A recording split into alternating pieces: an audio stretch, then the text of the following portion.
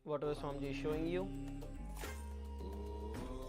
Go in detail, the color or the image, or you saw any objects, whatever you saw, please put it down in detail in the Zoom chat.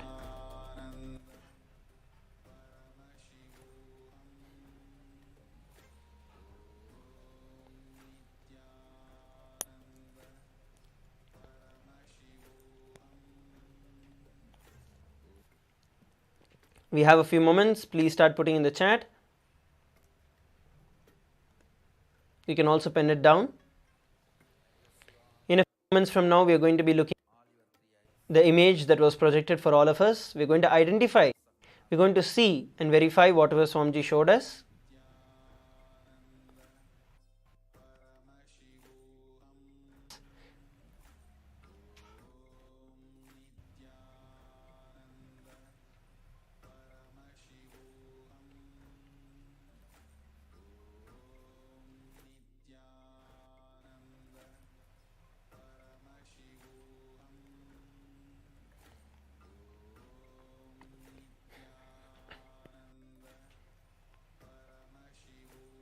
Now, let's verify the answer. So, as you can see, the color of the dress that Swamiji is wearing is green with a red turban with a big frill. So, this is the color of the dress that Swamiji is wearing. If you saw the color green and if you saw the color red or the maroon color, which is the turban color, you're right. But if you also saw the other colors which are there on the screen, which are being projected, for example, the Dwara Balaka, or the Swamiji is sitting, it is also right.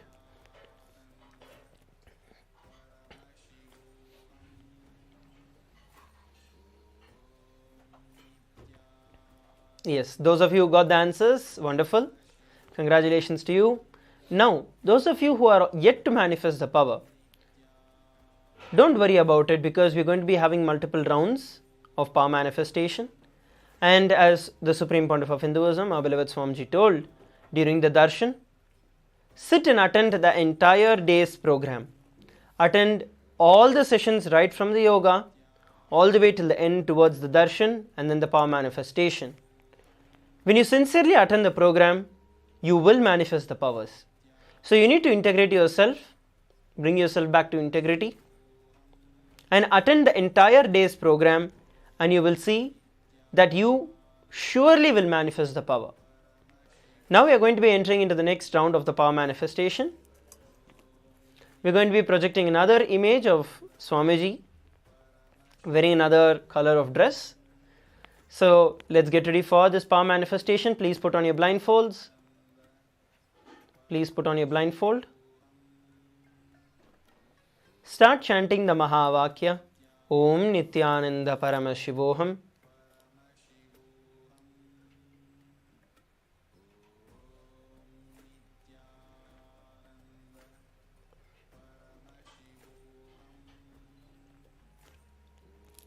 And identify the image that is being projected for all of us on the screen. Let's begin. Please start. Chant the Mahavakya. Om Nityananda Paramashivoham.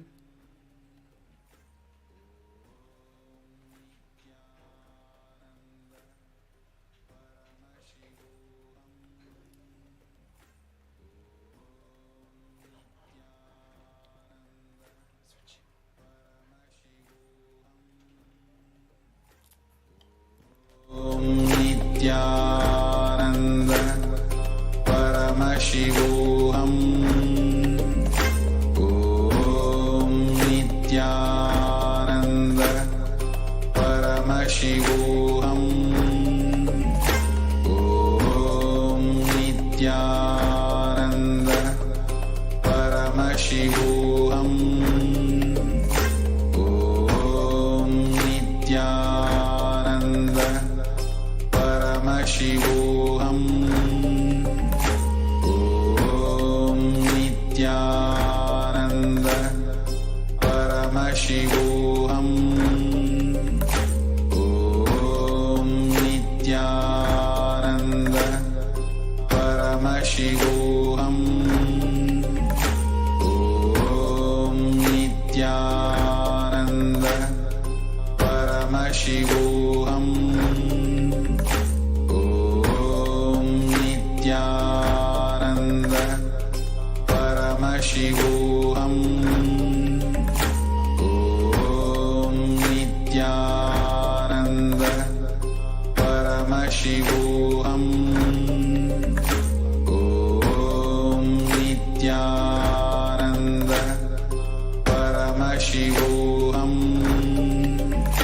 Om Nityananda Paramashivoham. Om Nityananda Paramashivoham. Om Nityananda Paramashivoham. Om Nityananda Paramashivoham. Om Nityananda Paramashivoham. Om Nityananda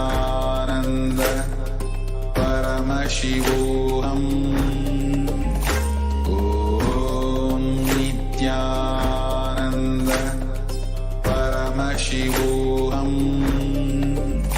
Om Nityananda Paramashivoham. Om Nityananda Paramashivoham. Om Nityananda Paramashivoham. Om Nityananda Paramashivoham. Om Nityananda Paramashivoham.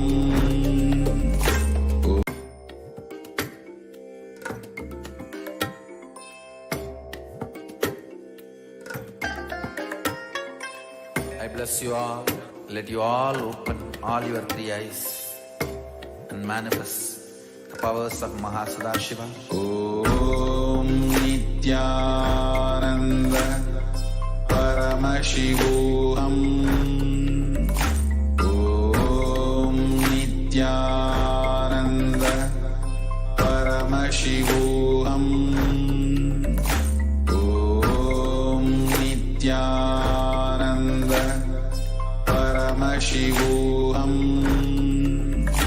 Om Nityananda Paramashivoham. Om Nityananda Paramashivoham. Please relax, you can open your eyes. And please pen down whatever Swamiji is showing you. Whatever Swamiji showed you, please pen down. Please put it on the chat. We're going to be verifying the answer. So this is actually a very cool and exciting power manifestation because we get to see Swamiji. We get to identify the colors of dress that Swamiji is wearing. So please put whatever Swamiji showed you in the chat. Please put it in the chat. Towards the entire day today, we're going to be learning the science of manifesting abundance and wealth in our life. It's going to be a very, very beautiful session. It's going to be a very, very powerful, power-packed session through the entire day because we're going to learn some of the very deep nuances of this science of manifesting abundance and wealth in our life. So make sure that you're there and attend every single session that is there. Please put in your chat, please put down in the chat whatever Swamiji showed you. Please take a few moments. Yes, now let's look at the answer. So here we're looking at Swamiji in a pink colored dress. In a pink colored dress with a pink and yellow turban, as we can see, and also a pink background completely. So yes, so if you saw this, if you saw any of the colors that are being projected on the screen, you got it right. Those of you who want to manifest the powers, who did not get it right, or who want to make sure that you're getting more and more answers correctly, here the solution is where the Supreme Pontiff of Hinduism has directly given.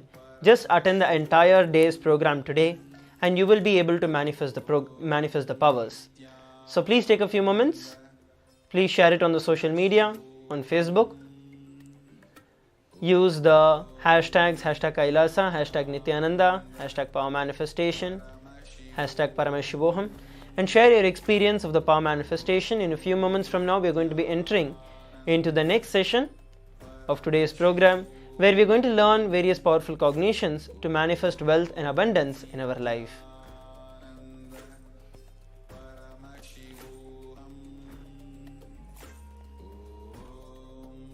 Nityananda Paramashivoham.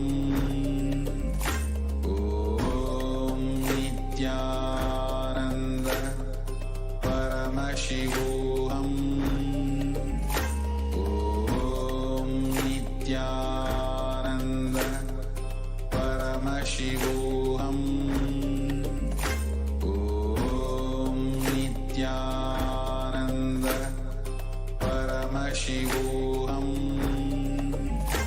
Om Nityananda Paramashivoham. Om Nityananda Paramashivoham. Nityananda Paramashivoham. Om Nityananda Paramashivoham. Om Nityananda Paramashivoham.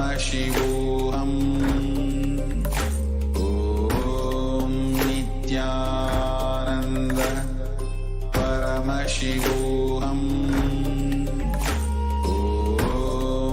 Nityananda Paramashivoham. Om Nityananda Paramashivoham. Om Nityananda Paramashivoham. Om Nityananda Paramashivoham. Om Nityananda Paramashivoham. Om Nityananda Paramashivoham. Om Nityananda Paramashivoham. Om Nityananda Paramashivoham. Om Nityananda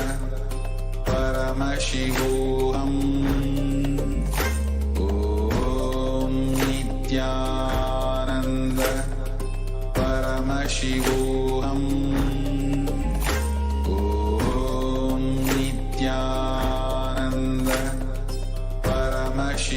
Om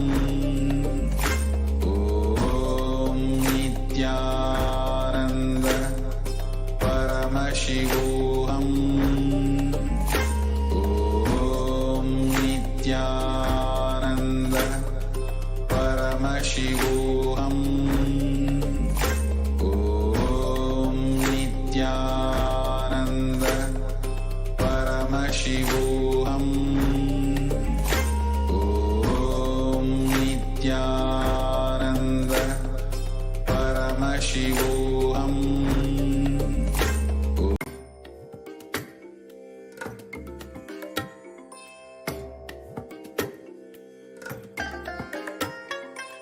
I bless you all. Let you all open all your three eyes and manifest the powers of Mahasudashiva. Om Nityananda Paramashivoham. Om Nityananda Paramashivoham. Om Nityananda Paramashivoham. Om Nityananda Paramashivoham. Om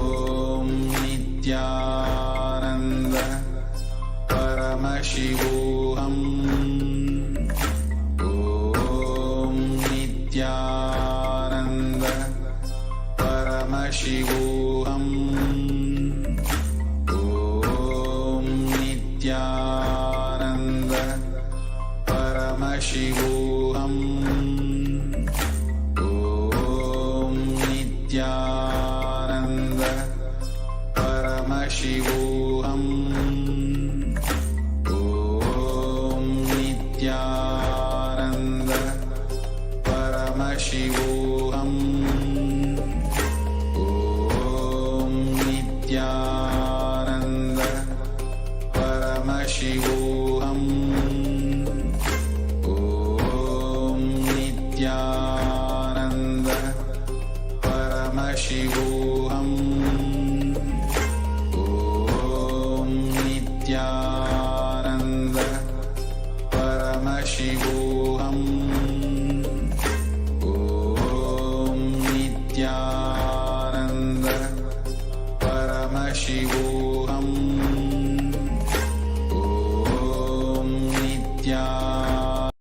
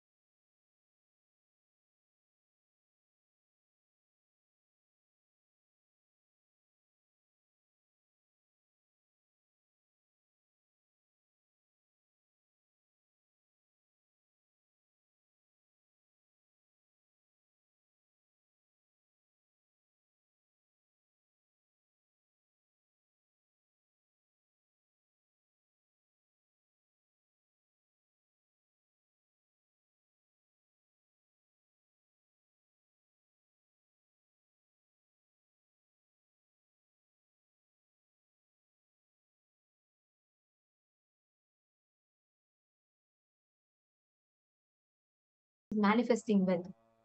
How many of you curious to know it? Wonderful. So go ahead, sit back and enjoy the program as all of us are going to be getting ready to understand about the science of wealth creation.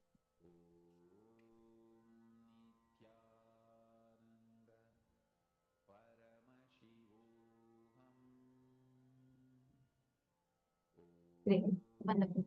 Now, we encourage all the participants who are here to ask questions, any questions that you have, or keep sharing your clicks with us. And as much as possible, please interact with us. Share your thoughts, share what you're understanding, share all your clicks. If you have any questions, feel free to ask us. Throughout the day, interact, because the more and more you interact, the more deeper you understand these truths.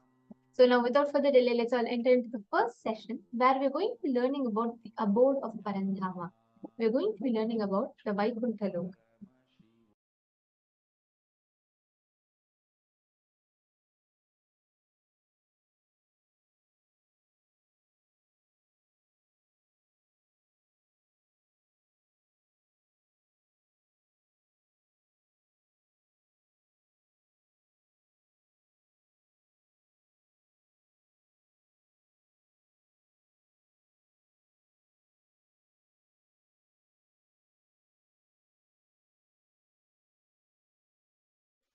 Fourteen lokas are stopping with Brahmaloka. After that, the four is beyond Brahmaloka. Vaikuntha, Shripuram, Kailasa, Mahakailasa is beyond the 14 lokas. There is only Turyadita in those four spaces. Vaikuntha, Shripuram and Kailasa, Mahakailasa.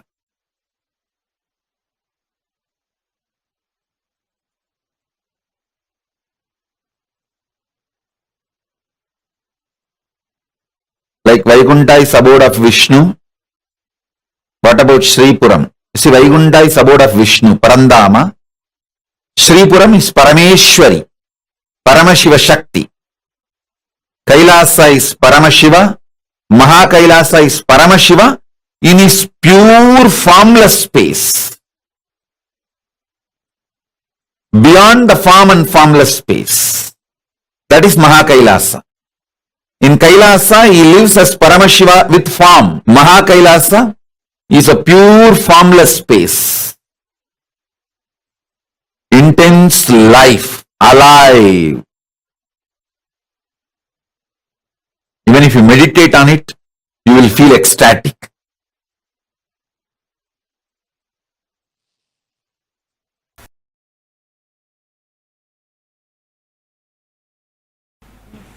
There's a beautiful story. Vishnu was lying on the Vaikuntha.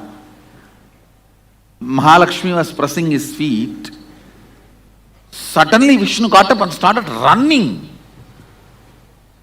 Mahalakshmi thought, did any demon attack Vaikuntha? Even then I have never seen in my whole life Mahavishnu running like this. And she was also chasing him and asking, "Arey, tell me, why are you running? At least tell and run. Which demon is attacking? I don't see any demon, any attack." Then Vishnu, without reducing the speed, the same speed running, and he's telling, look there, look there.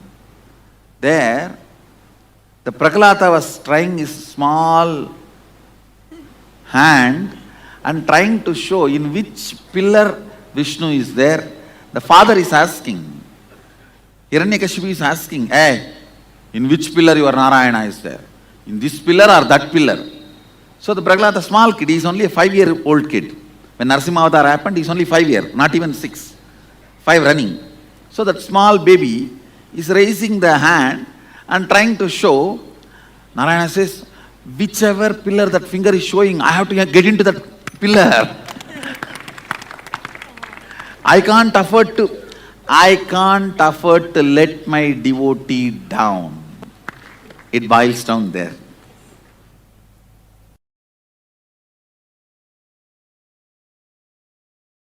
The prana of Vaikuntha is love, prema, bhakti. It's very intimate space, Vaikuntha. Kailasa is oneness, yaga, fire.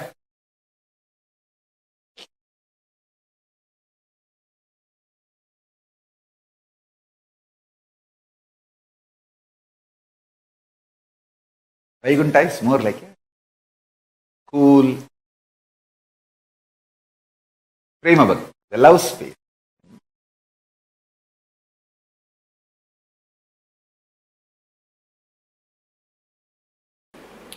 Seeking is nothing but your ability to throw tantrum and get the attention of the cosmic mother.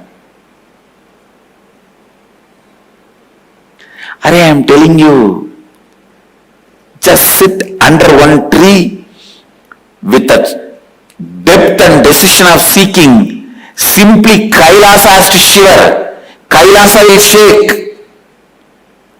Don't try to be Ravana, trying to shake the Kailasa. You will be caught under. Just be a yogi. Vishnu cannot sleep there. Vaikuntha will have a tsunami. He has to come down and attend to you. Because after all, Vaikuntha, Kailasa and all is nothing but a parallel universe of you. Your Anagata Chakra. The parallel universe of your Anagata Chakra is Vaikuntha. Parallel universe of your Anya is Kailasa. If you shake your Anya, Kailasa has to wake up and Mahadeva has to appear in front of you.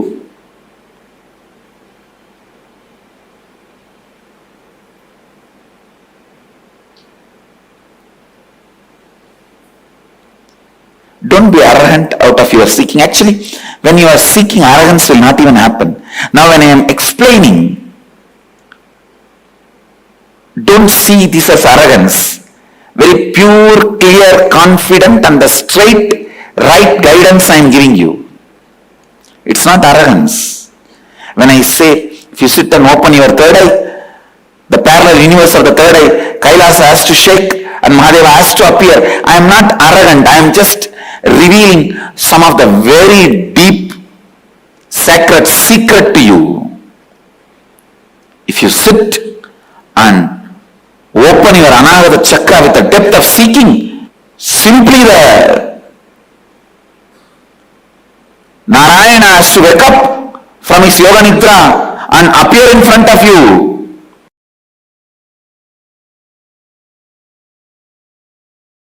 Let me explain some of the important things you need to know about puja. The first truth you need to know, God exists and He accepts your love, your devotion. Actions you perform as demonstration of your sacred sentiment that I love you, I am surrendering, I recognize your existence in my existence.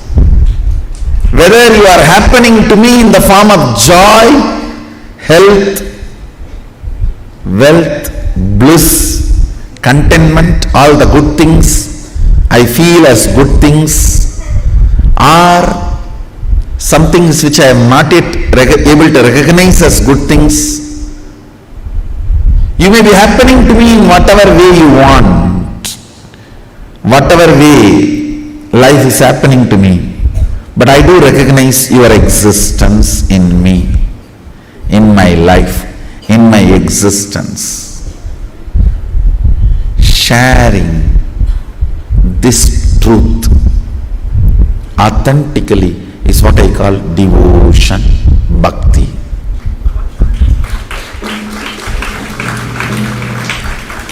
manifesting powerful cognitions about the universe is bhakti, and manifesting powerful cognitions about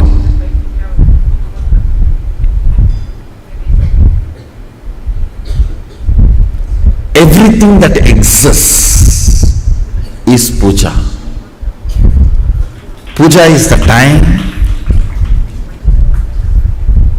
you naturally manifest most powerful sacred cognitions about life, about universe, about God. Especially if you understand those mantras, the sacred sentiments, meaning behind those mantras. We will start soon classes, sessions, for every one of us to understand the sacred sentiments. When you sit with those sacred sentiments and Bhava Samadhi, I tell you, it is literally Shaktipada with Sadashiva himself.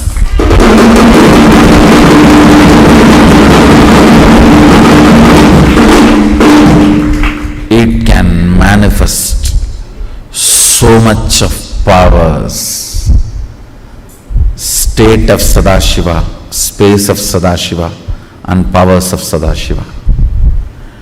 It can just do wonders, I tell you. Fools are those who don't know the taste of Shiva Puja.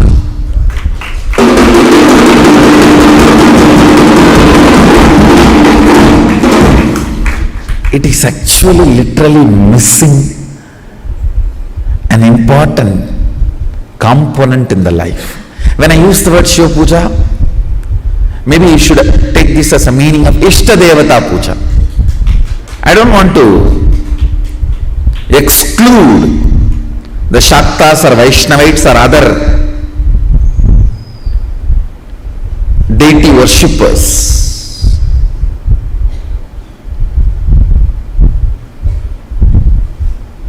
Because now I am practicing and promoting Shiva Puja, I am using the word Shiva Puja. Otherwise, you should take this as a Ishta Devata Puja.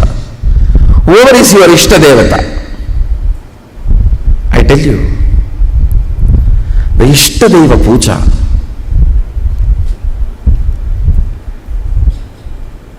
physically sitting and cognizing the Archavatara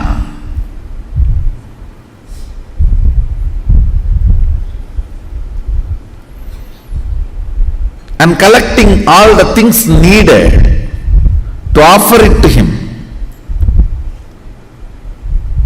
and offering by invoking the tremendous sacred sentiments and just getting soaked into it. It's a methodology of creating Kailasa wherever you are.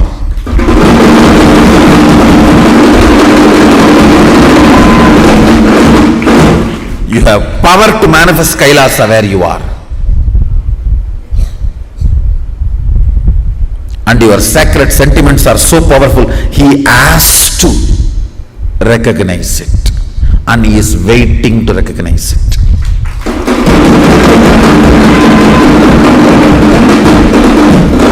Sadashiva may not need your puja, but he is waiting to respond to your puja.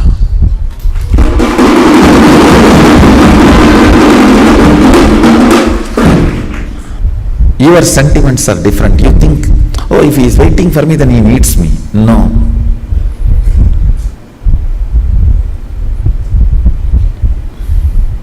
He doesn't need, but he responds.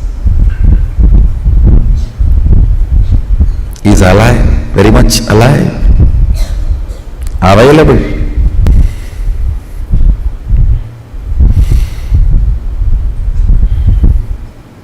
Puja is 100 times more than sitting in mandala process with me. When you sit with me in the puja, the Shakti Pada is 100 times intense than the mandala process.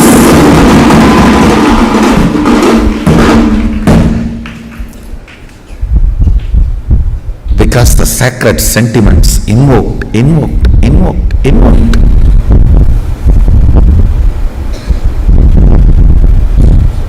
And just like a wave, rising and settling, rising, and it settles into your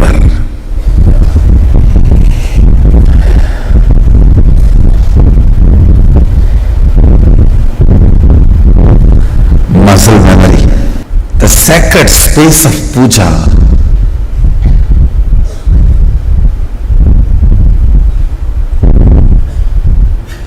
the sweet space of puja.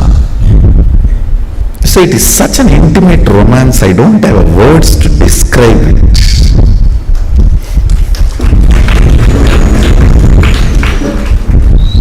Romance described loses its sweetness and sacredness, becomes dirty. If I just see last 39 years of my life on the planet Earth, what is the activity in which I have spent maximum time? Not yoga, surely not talking to you guys and taking class, not doing Sangha activity, not doing meditation.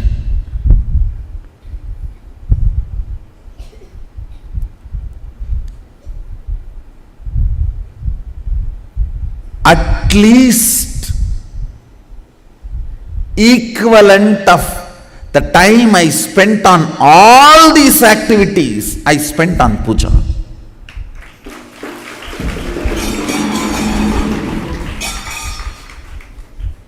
Sometimes 11 hours or 15 hours at a stretch I will sit and do puja.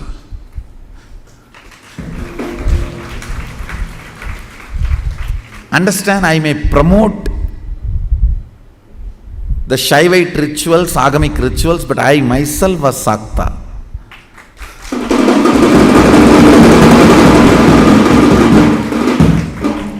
I practiced Shakta tradition, Sakta Sampradaya, means worshipping Devi.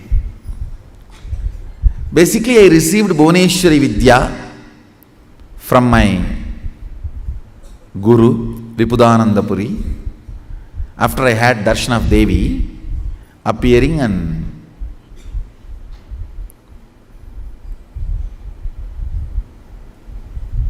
I made the deity of Devi with my own hand in a stone variety called soapstone.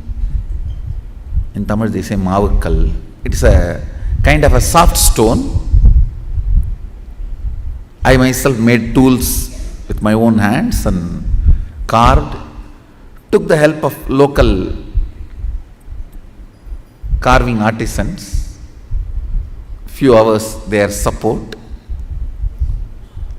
So after I did this deity, my Guru was thoroughly impressed, and she gave the Bhuvaneshwari Vidya and Bhuvaneshwari puja method, the practice. In those days there was no Google, so the local library is the Google. I'll go and sit in the local city library. It is not, I should not say city library, a village library. There was a government library where a lot of books will be there. And Ramanashram also used to run a library.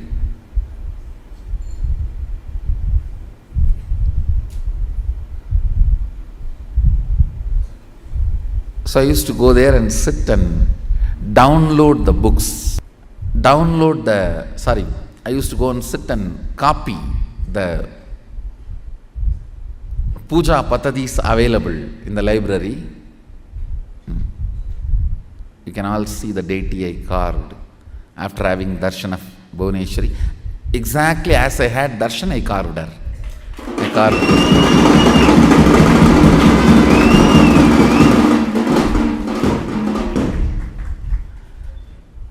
and actually my life started with puja. It is Ganapati puja, Ganesha puja, with which my whole life started.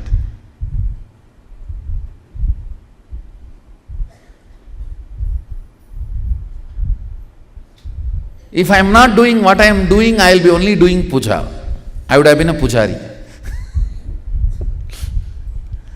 Just sitting in some remote corner Shiva temple from morning till night. I may be just sitting and pouring water on the Shivalinga, chanting some slokas I know, or the mantras I know. That would have been my favorite time pass, or life pass, I should say.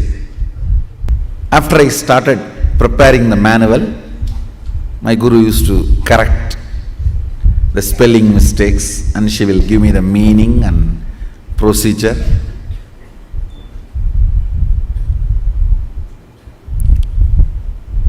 Before every puja, I will prepare elaborate manuals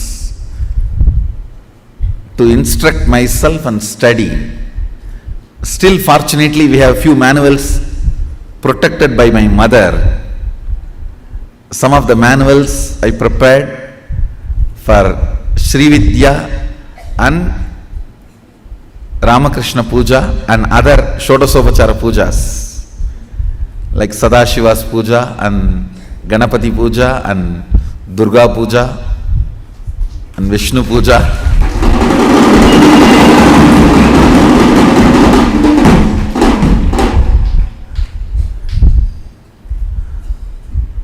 Still we have some of the manuals, fortunately.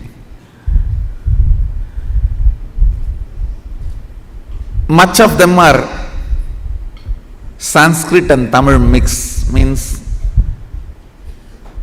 in Sanskrit script also I will write the mantra, and then Tamil script also. I will write the mantra and write the meaning in Tamil, procedures in Tamil. We do have some manuals with the Sanskrit script. Can you get that? Devanagari script.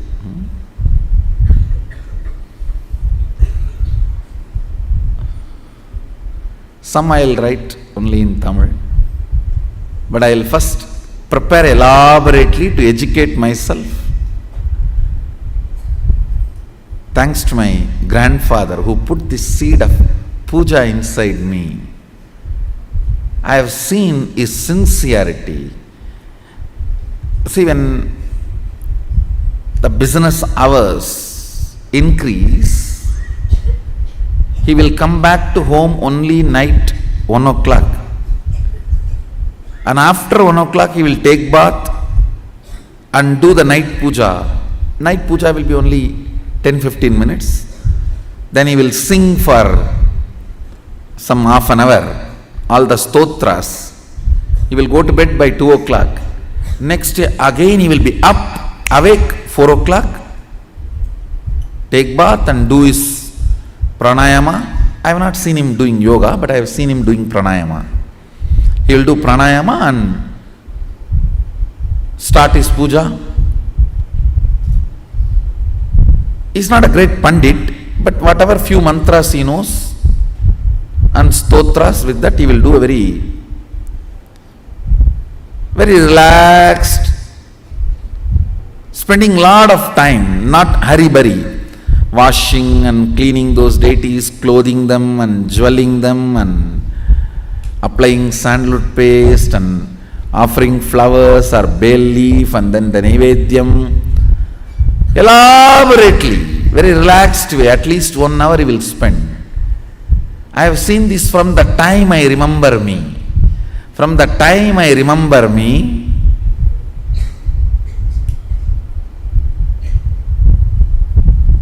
I used to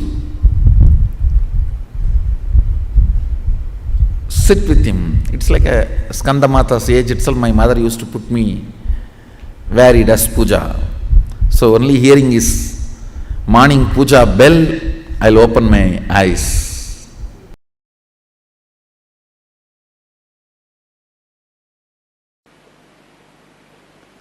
There's a beautiful story in Ramanuja's life.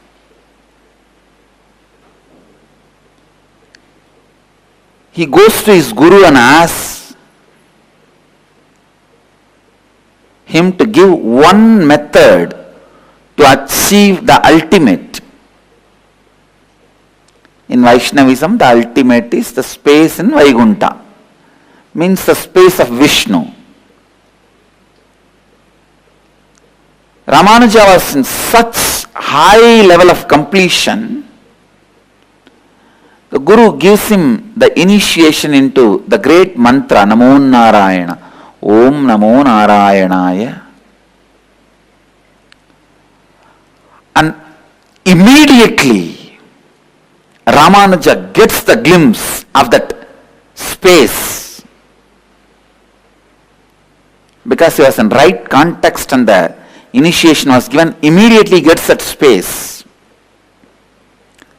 But the Guru says, don't go out and give this mantra to anyone and everyone, otherwise you will go to hell, they will go to Vaikuntha.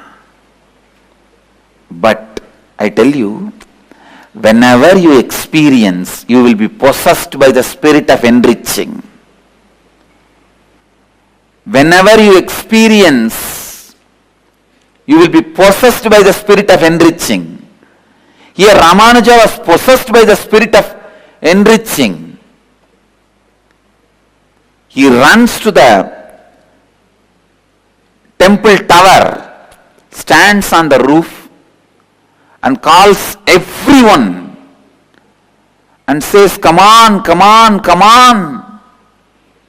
I have a secret technique to achieve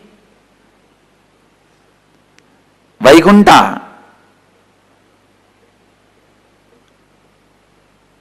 If I teach you all this, I may go to hell, but you will all go to Vaikuntha. Please learn.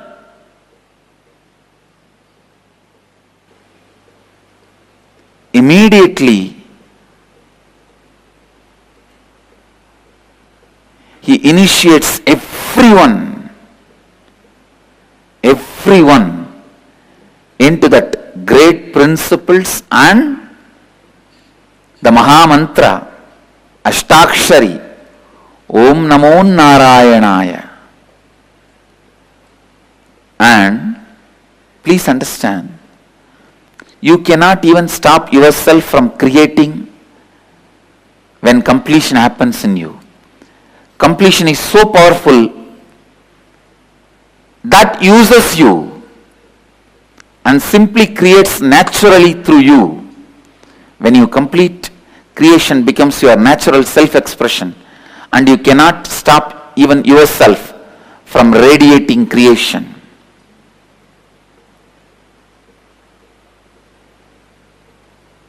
And I tell you,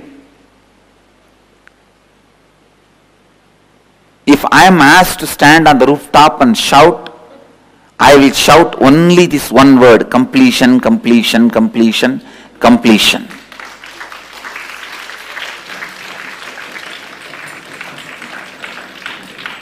Like Ramanuja, how Ramanuja shouted, Om Namo Narayanaya, the mantra for the ultimate Vaikuntha. If I am asked from my experience, I will shout only this one word: completion, completion, completion. Learn the science of completion. Live the science of completion. Live completion.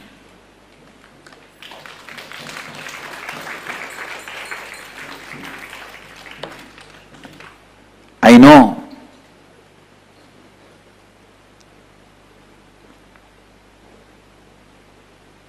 Ramanuja was heard by a few thousands.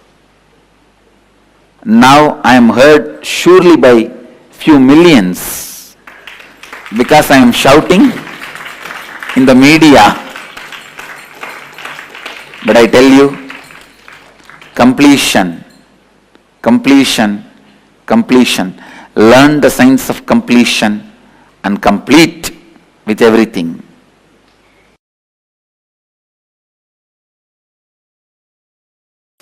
Experiencing, imbibing sacred truths. Swadhyaya. Please understand. If you want to experience Vishnu, Vishnu represents a sacred truth of cosmic pervasiveness. Vishnuhu means cosmic all-pervasiveness. Imbibe that sacred truth of cosmic all-pervasiveness through deeper and deeper understandings and visualization. Then you will have the communion with Vishnu. Shiva is the extraordinary bliss of enlightenment, the cosmic auspiciousness, life. Very source of life is cosmic auspiciousness. Understand? I am exactly giving you the bija mantras to experience each God. Understand? For modern day, I am giving you the bija mantra for each God in English.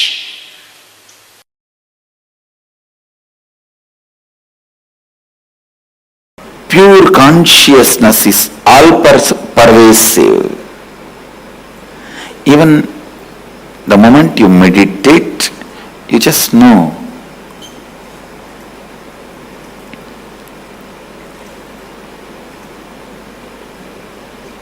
You are something more than the body, because all pervasiveness, the amount you can experience, only that much you can visualize. Please understand.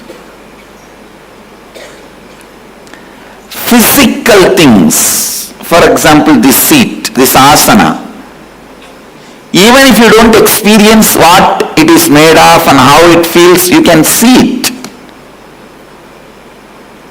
You can grasp it. But the more and more things become subtle, it's the depth of your experience, how much you feel one with it, that much only you will know it. For example, physical, I already gave the example. You don't have to become one with this seat to see this seat or to use this seat, but a mental idea. You may need to become one with that idea to grasp the emotion and context behind that idea. Spiritually, how much you experience oneness with that idea, that much only you will even understand it. Please understand, pure consciousness is all pervasive.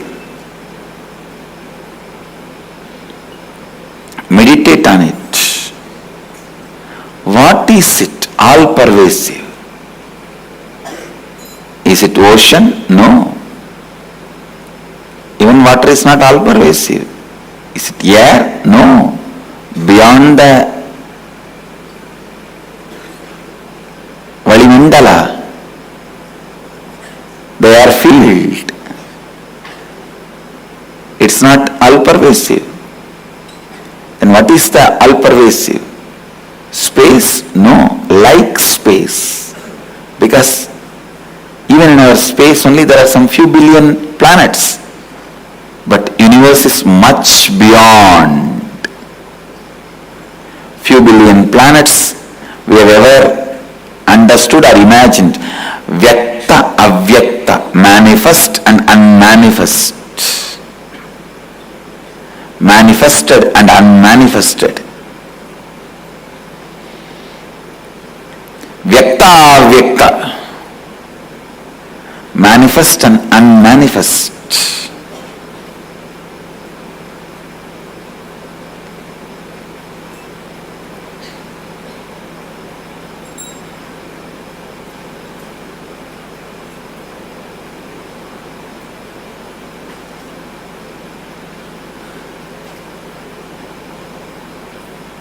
Meditate on it. Meditate on it. Meditate on it.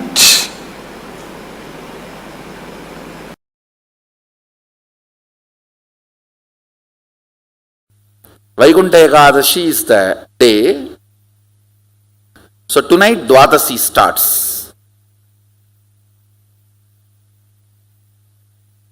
Now all the devatas are supposed to wake up and do their Panchakriya and yoga, Nitya Anushtana, and start their puja.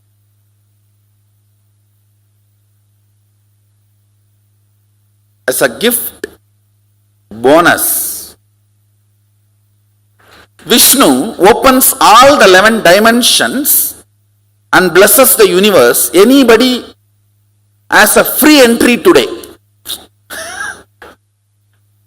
This few days, all the 11 dimensions are opened and made available for all the beings to come and enjoy. Like they give you free tour and free entry. And I want you to know all these are not jokes. It's true. It is really true.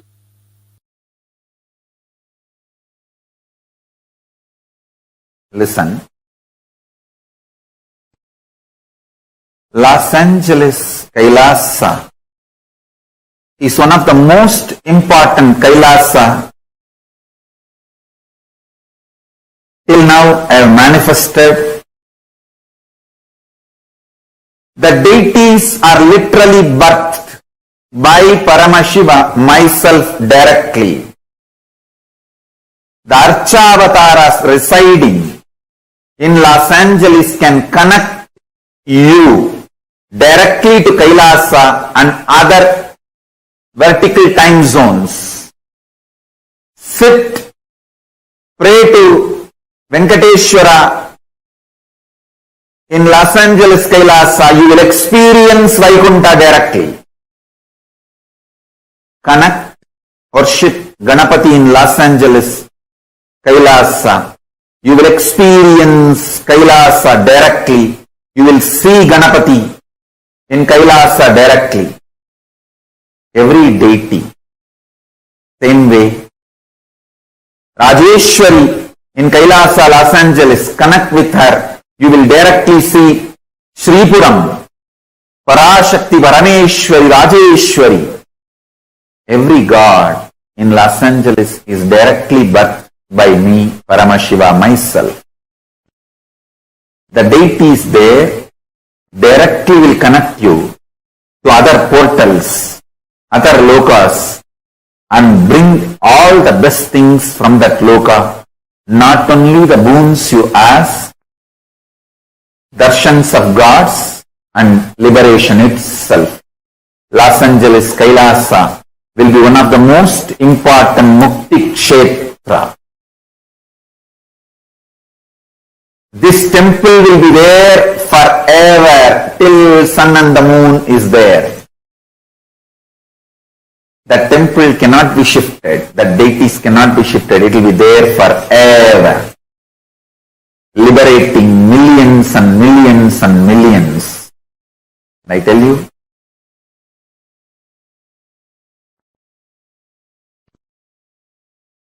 whatever way temple can be expanded, renovated,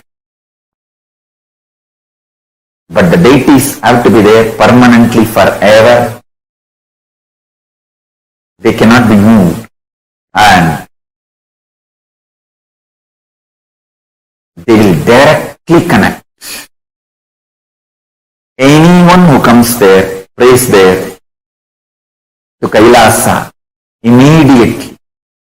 It is literally, I brought the Kailasa stage, a supernal effulgence of Kailasa, and made this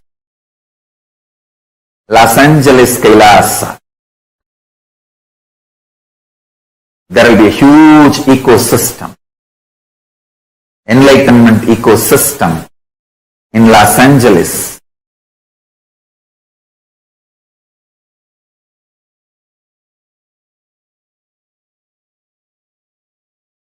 Like Tirumala, Tirupati, Varanasi, Madurai, thousands and thousands will stand in queue for hours and have darshan of Los Angeles Kailasa.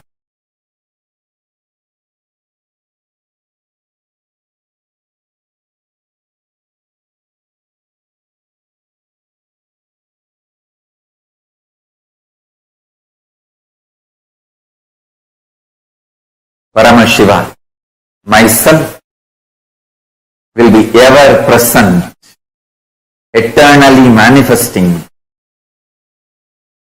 with all the gods and goddesses of Kailasa in Los Angeles Kailasa, forever, gracing every devotee, disciple, even visitors and viewers.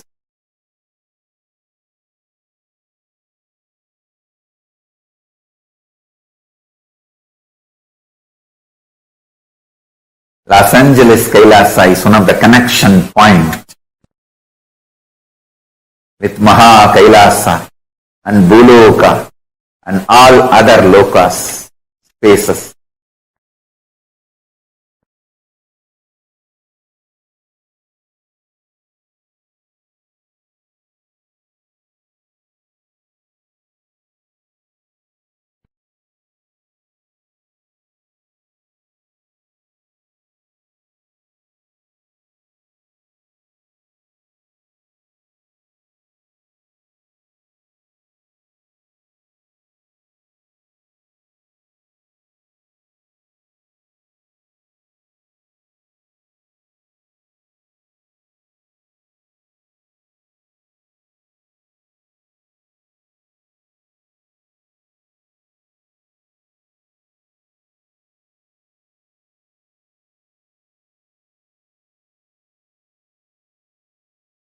Los Angeles Kailasa is literally place where Paramashiva's being exists.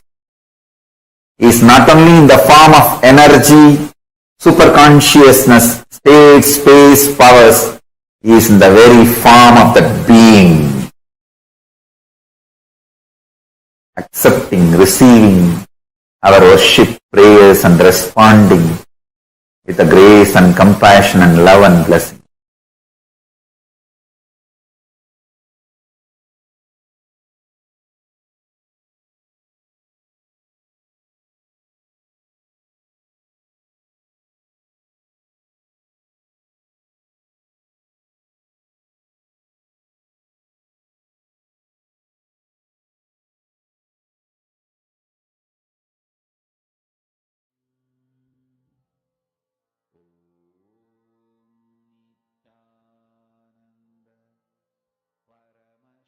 The prana of bhakti, the prana of Vaikuntha is prema bhakti. Swamiji so beautifully explained about how Vaikuntha, the Lord, the abode of Parandama, the abode of Mahavishnu, is just the air itself is prema bhakti, based on love, based on devotion. The whole air of Vaikuntha is established. That is what Vaikuntha represents. The prema bhakti is what Vaikuntha represents. And now all of us here are going to be lifted to this space today when we all connect and have the darshan of Swamiji. Please understand, Vaikuntha is nothing but the love, the feeling connection around, as we live around Parandama, around the Supreme Consciousness, right? In this whole vertical time zones chart, if you all can see here, this is Vaikuntha. This is where Vaikuntha is. This is, you all can see the Bhuloka. And above all of these, on top, it comes after Brahmaloka, it's Vaikuntha. And after Vaikuntha, it is Kailasa. This form of Bhagavan Paramashiva, known as Keshavartha Murti, is also called as Shankara Narayana. Actually, in this form, right, Bhagavan Paramashiva and Mahavishnu are seen together in one body. So you can see here on this picture, you can see the Damaru and in one hand, and you can see the chakra, Mahavishnu's discus on the other.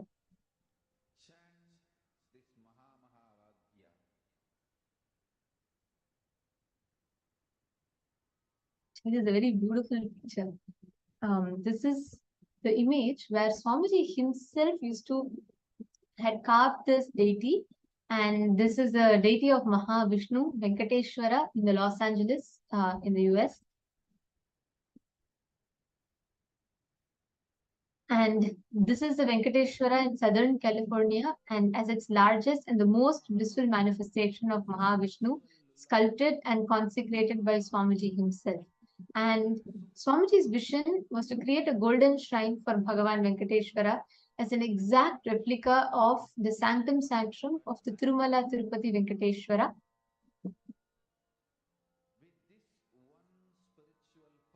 Here we can see this is Venkateshwara Murti. This is 8-foot tall Murti of Ananda Venkateshwara. This has been installed in the Los Angeles temple, with we can see Lakshmi Sridevi and Bhudevi. This is in Toronto, Mahavishnu in Toronto. And this is Mahavishnu in Bangalore in India.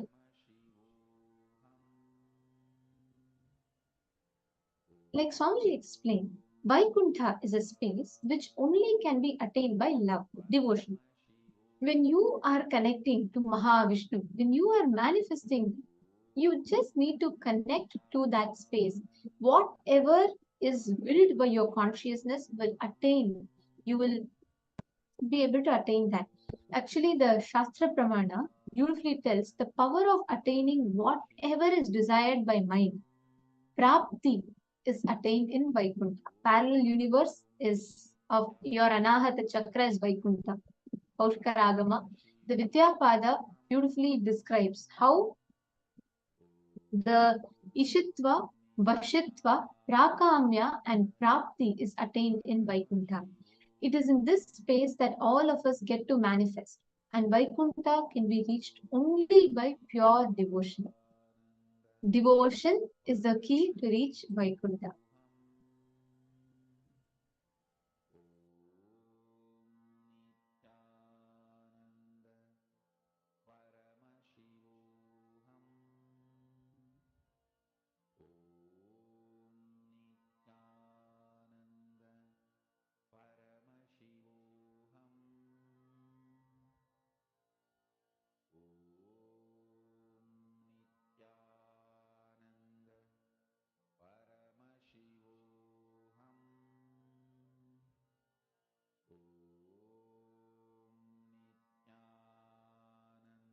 And this space in Vaikuntha, creativity becomes your natural self-expression. Means you cannot stop yourself from radiating that intense creativity. This aspect of Paramashiva, this aspect of Parandama, creativity is radiated in this aspect of Mahavishnu, Vaikuntha.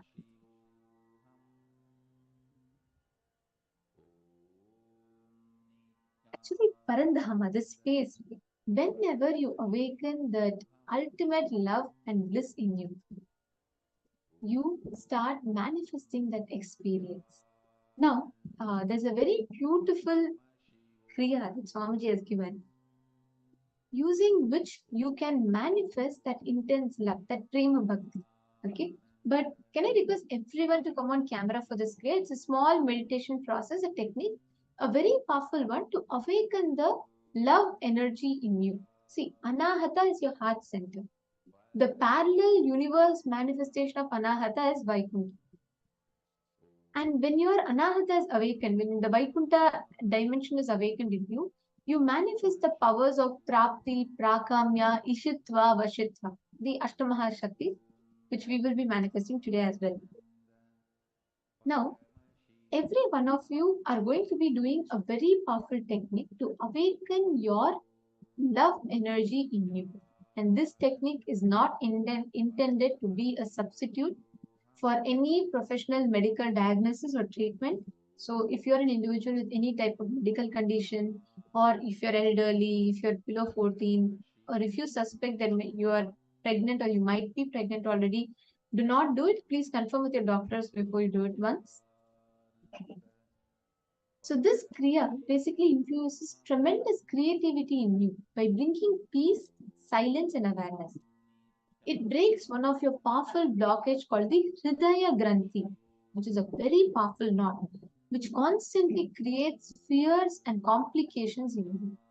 This Kriya breaks the Hridaya Granthi and infuses awareness into you.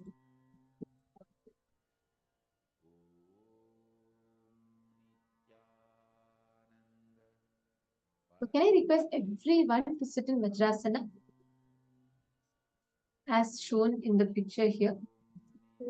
You all can sit in the Vajrasana.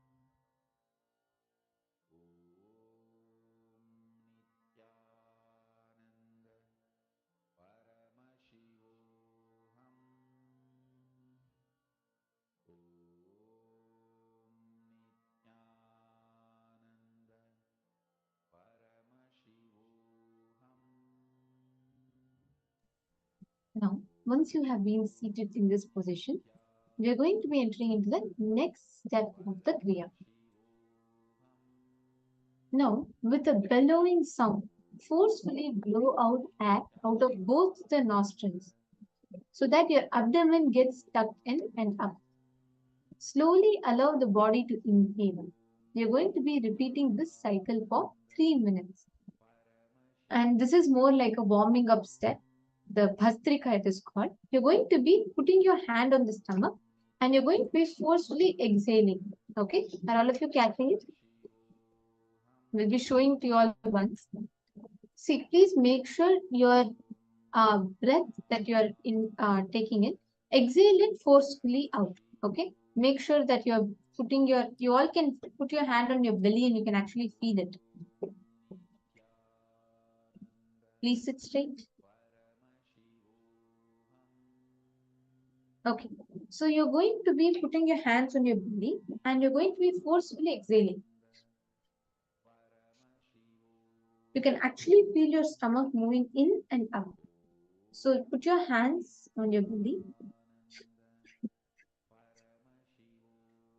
This forcefully exhale from both your nostrils. Please do this step for 3 minutes.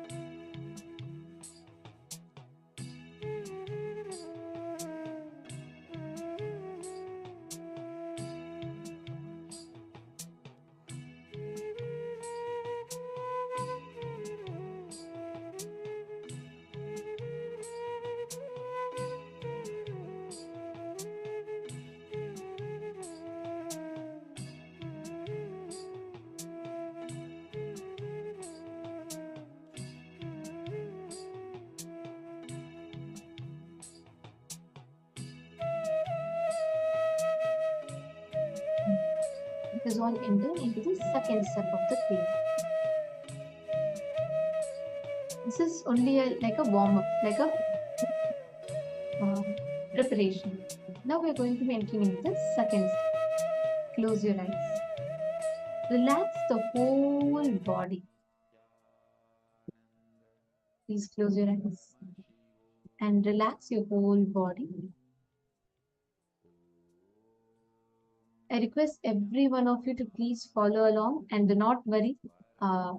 We will be guiding you all step by step. So you just need to follow along as the instructions are being said so you can understand and do it. Close your eyes and you're going to relax your whole body. Extend the tongue outside the mouth as far as possible without strain. Roll the sides of your tongue up so that it forms like a tube. So it's called the Shitali Pranayama. So what you're going to do is you're going to be putting your tongue completely outside.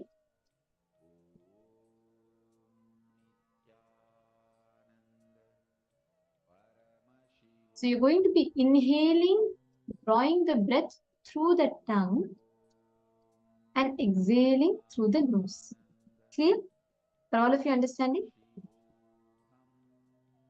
So at the end of this inhalation, you will draw the tongue in. You'll close the mouth and you'll exhale through the nose. So this breath should produce a noise similar to the rushing wind. Like a feeling of icy coldness will be experiencing on the tongue and on the roof of the mouth. Okay? Are all of you understanding? Are all of you catching it? If yes, please put yes in the chat. Can I request everyone to please put yes in the chat, please? Are all of you clear? If you're understanding this step of the Kriya, please confirm. This is a very important point, so I just want to make sure all of you are clear with it. Okay, can I request everyone to please sit straight? Please sit straight. Sit with your head, neck, and spine in a straight line.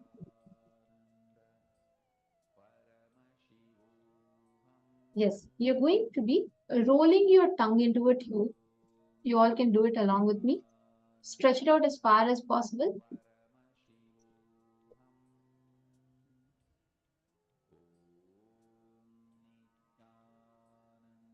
So you'll suck the air in through the tongue and you will inhale and you'll exhale through the nose. Now, Hongzu, you should stretch it out as far as possible. See.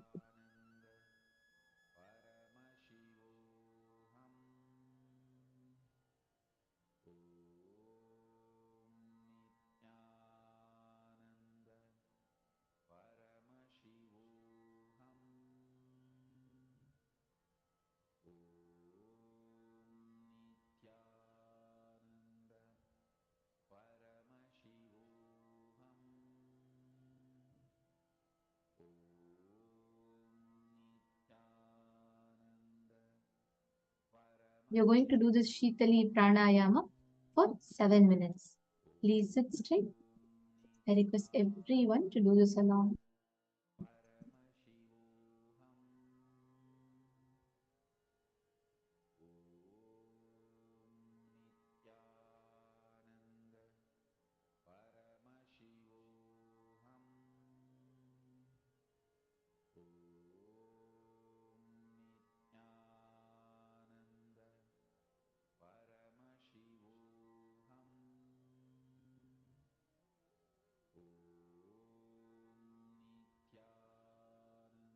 This Shitali Pranayama should be done for 7 minutes.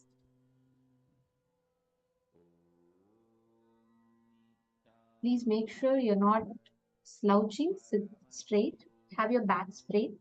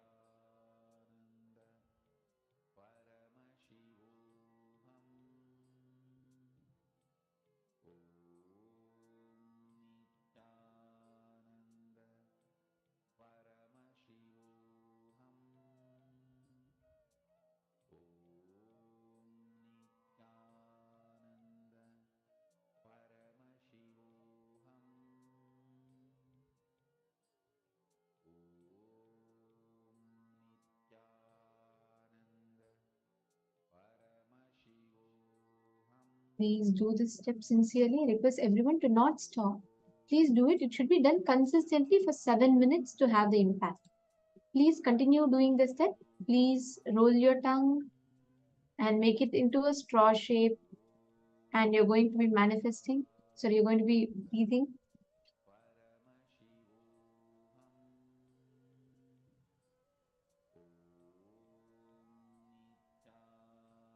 This is a step 2. I request everyone.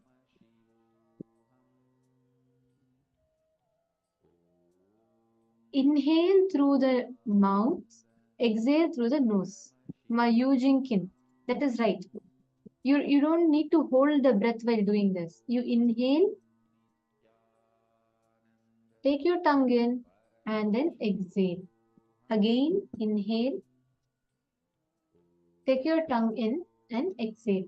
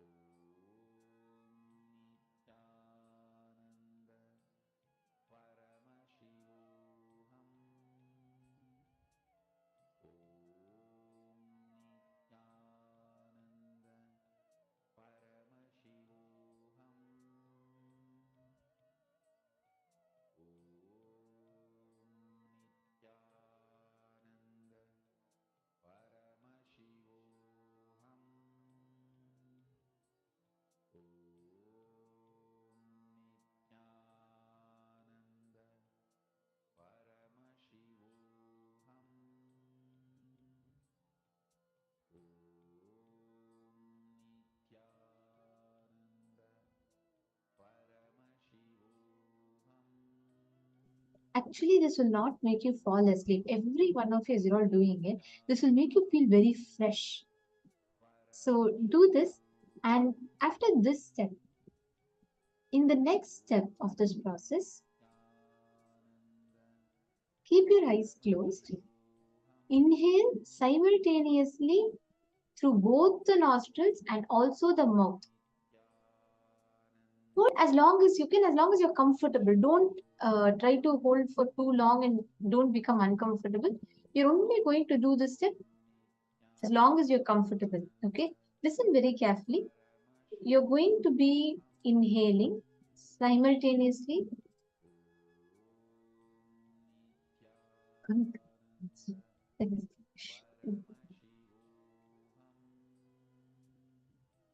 You're going to be inhaling simultaneously through both the nostrils and the mouth. So it'll be like,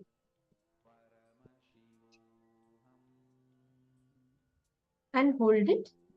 And then when you can't hold it anymore, when you can't hold it longer, exhale as slowly as possible through the nostrils. Okay?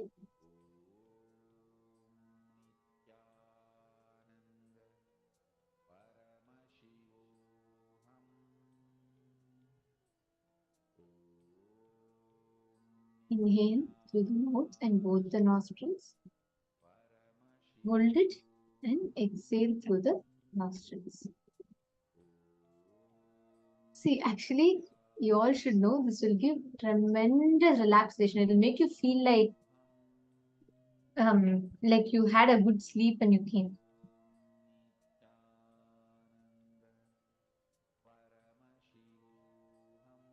Yes, Masurya Lakshmi, very nice. You're doing correctly. All the others, continue. Go ahead.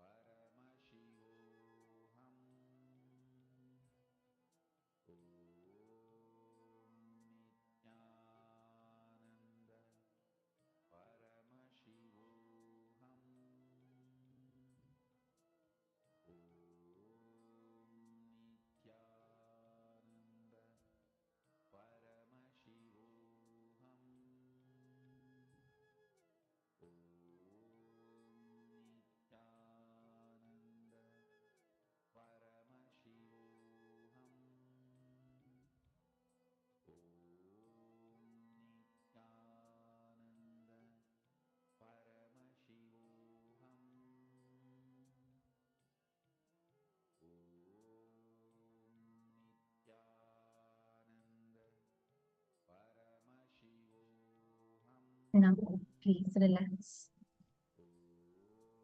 Slowly, very slowly, please settle down.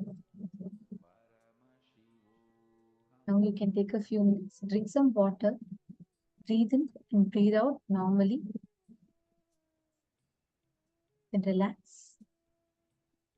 Actually, this Kriya, right, it awakens the brain grooves in such a way such that the creativity in your brain, see, when when the oxygen level in the brain increases, your brain tends to become more active, more creative, and you will see suddenly you will feel like an expansion and lightness. This whole Kriya, the process itself is to directly work on you to enhance your creative thinking, to enhance your creativity itself. Just doing this every day will give you such profound impact in your brain. All right. So now we're all going to be entering into the power manifestation session. Let's all get ready.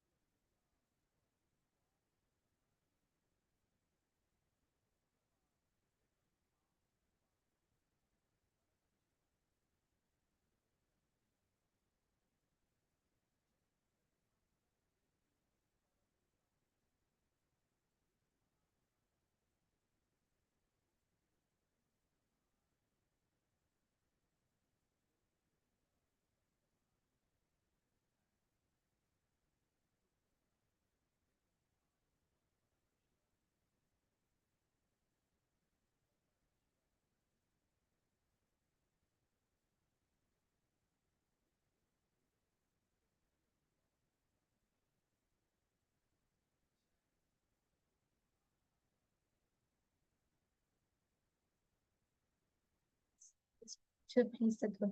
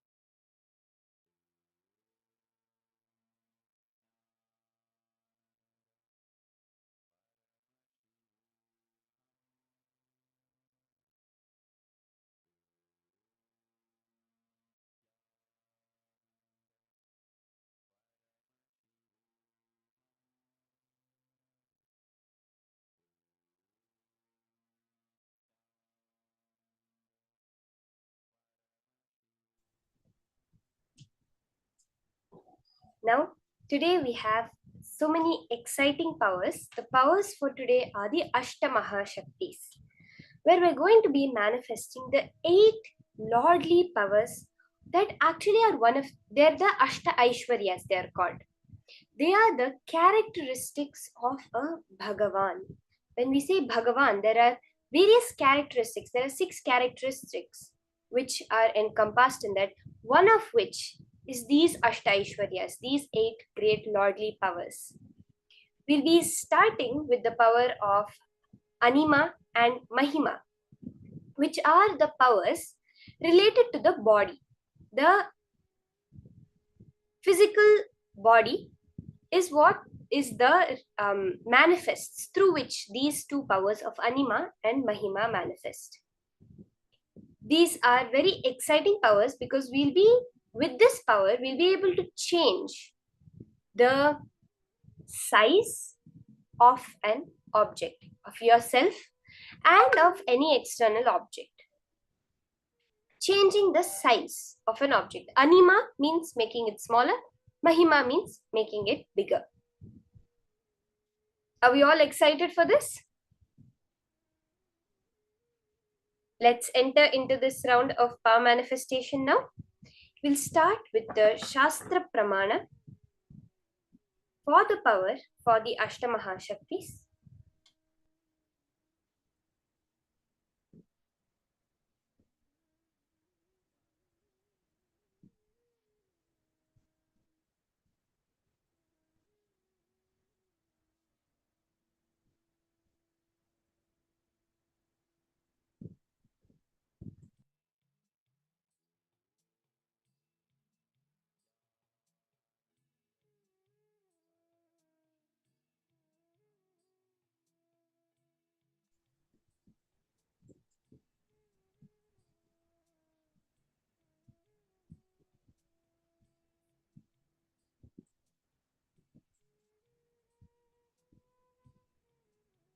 The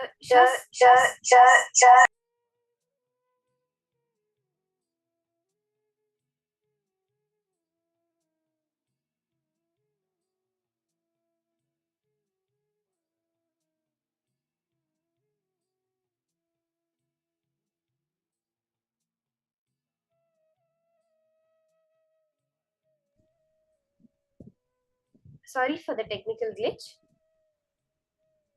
For the power of Anima and Mahima,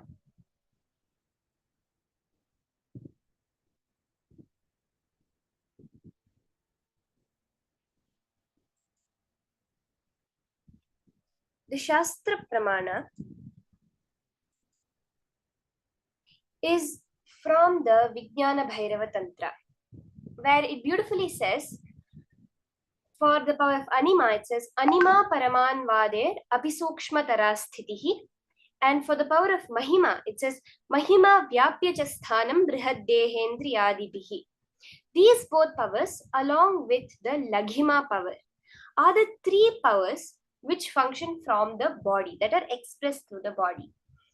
Where Anima is the power of Apisukshma Tarasthitihi, being immensely small, being minute, as more smaller than the substrate atom, more smaller than even an atom. And the Shastra Pramana for the power of Mahima, which says, Vyapya Chasthanam Brihaddehendriyadibihi, which is the power to exist pervasively, where through huge bodies, huge organs, you're able to exist at every point, any space that you want to fill up.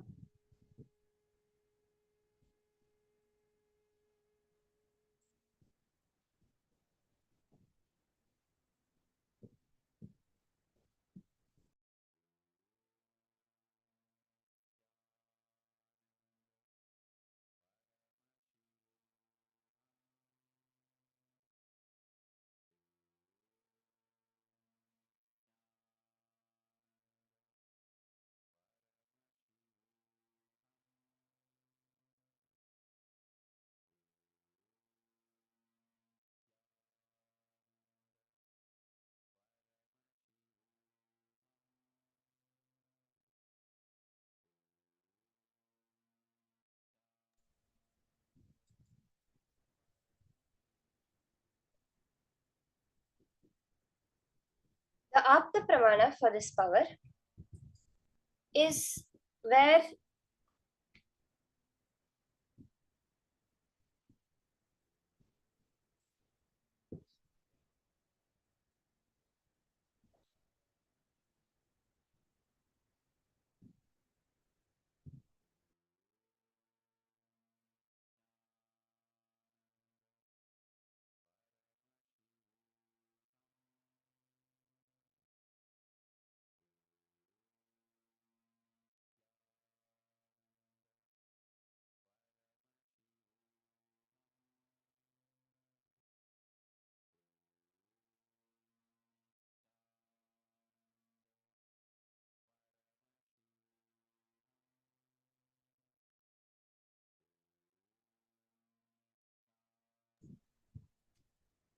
In the great Purana of Ramayana, when Lord Hanuman wanted to cross the ocean to reach Lanka, where Devi Sita was held hostage, he was stopped by a demon named Surasa, and the demon demanded that anyone who has to pass the ocean must first enter into her stomach.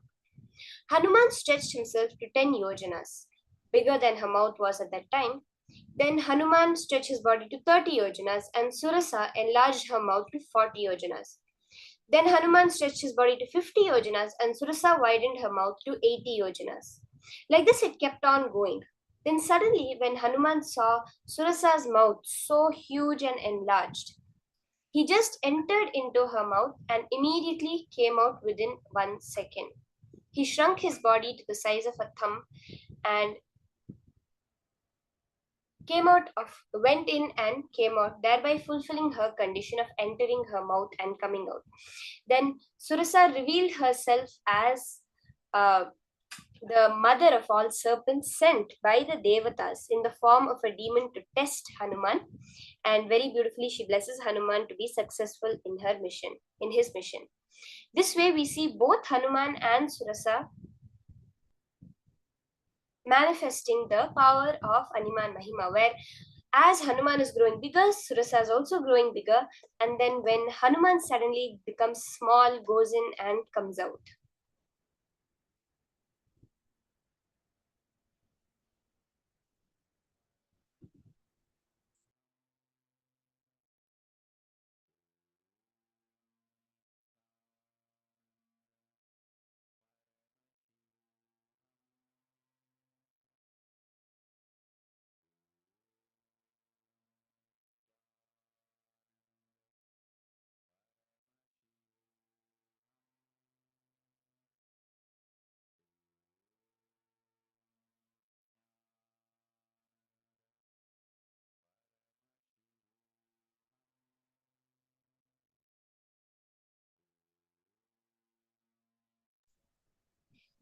The Atma Pramana for this power is from the life of Swamiji himself,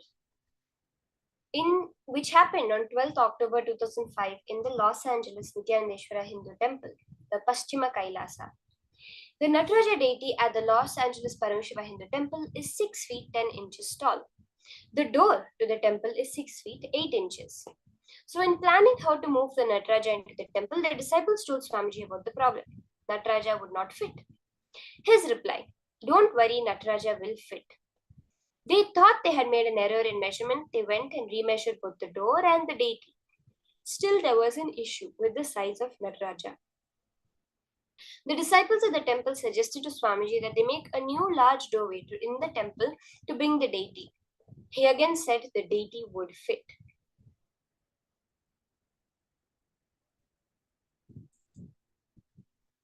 So the day came that they were moving Nataraja into the temple. There were 10 people all working to move the Nataraja, who was again on 2-inch rollers, added even more height to the deity.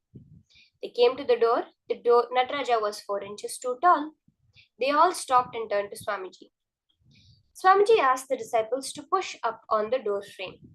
The door frame was metal, and above it was 2 stories of solid concrete building. A regular person's logic would have said, "Do not bother," but the disciples had been long enough around Swamiji to be prepared for the unexpected. So they did as he asked, heaving and grunting and pushing up the door frame that was held in position by many tons of concrete. He then said to the rest of the team, "Now move forwards." And to Nataraja he said, "In you come," to Shiva. When the deity came within an inch of the door, everyone could see that it would fit through. The deity came in through the door, carried by the men easily. They could not believe what they had witnessed. They all started to laugh, and soon they were rolling on the floor while laughing so hard. Swamiji just smiled and walked away to organize the next project. This is how beautifully, from the life of Swamiji himself, he manifested the power of increasing the size of the door frame.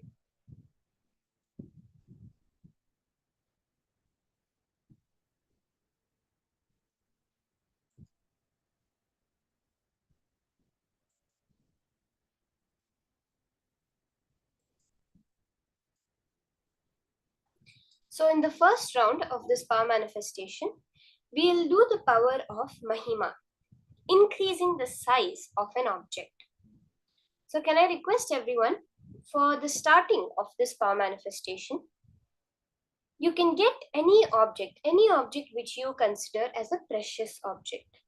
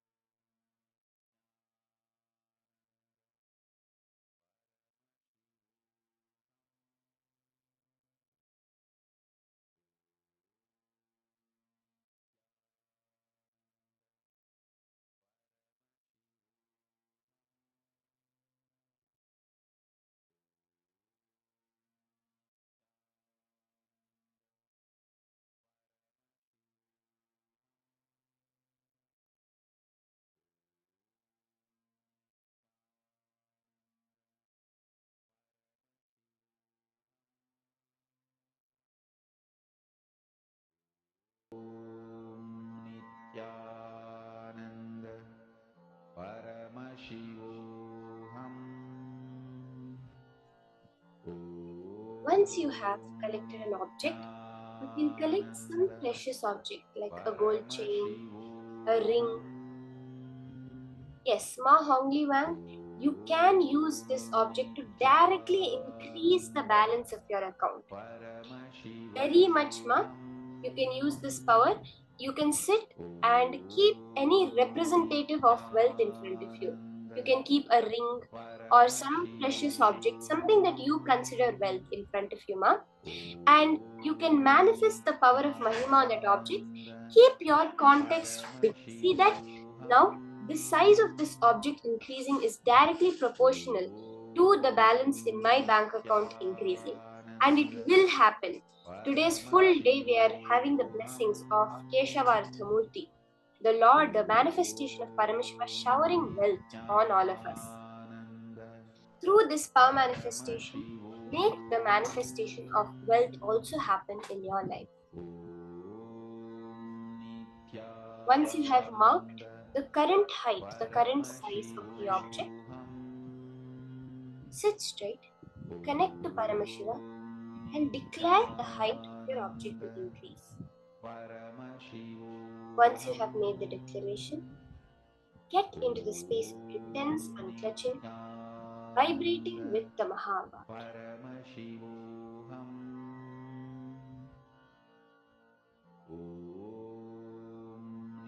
Nityananda Paramashivoham.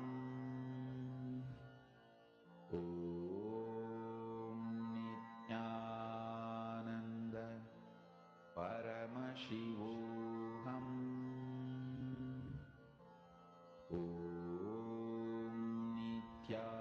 Nityananda Paramashivoham. Nityananda Paramashivoham.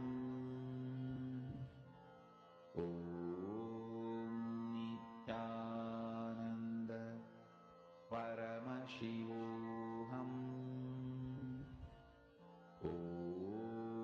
Nityananda Paramashivoham.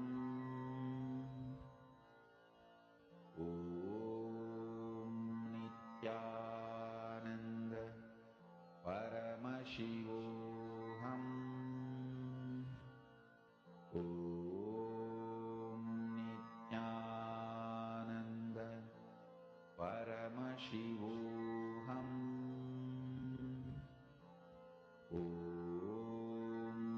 Nityananda Paramashivoham.